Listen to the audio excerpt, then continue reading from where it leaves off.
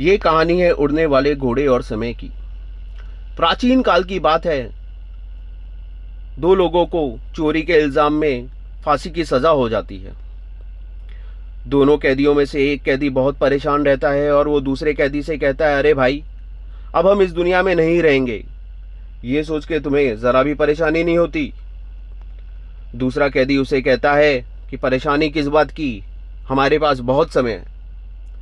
तो दूसरा कैदी कहता है, वो कैसे? तो वो कैदी उसे कहता है, क्योंकि मैं राजा के घोड़े को उड़ना सिखा सकता हूँ। और ये बात पूरे जेल में फैल जाती है। सारे सैनिकों को भी ये बात पता चल जाती है और एक सैनिक राजा को जाके ये बात बता देता है। राजा को अपने घोड़े से बहुत लगाव था। राजा उस कैदी को अपने सामने बुलाता है और कहता है, अगर तुमने मेरे घोड़े को 1 साल में उड़ना सिखा दिया तो मैं तुम्हारी फांसी की सज़ा माफ़ कर दूंगा। और वो सैनिक को वापस जेल में भेज देता है।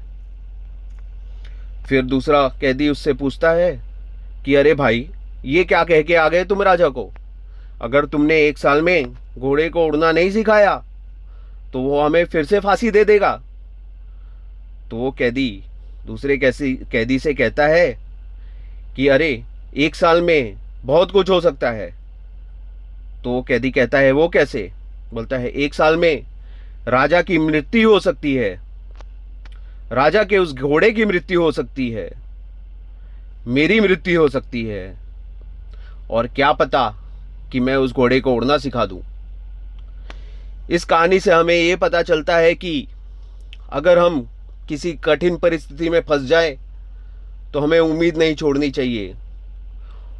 कभी कभी इस तरह की डिफ़िकल्टी आ जाती है कि हम उस वक्त तो कुछ नहीं कर सकते, लेकिन अगर हमारे पास थोड़ा और समय होगा तो शायद हम उस सिचुएशन से निकल सकते हैं।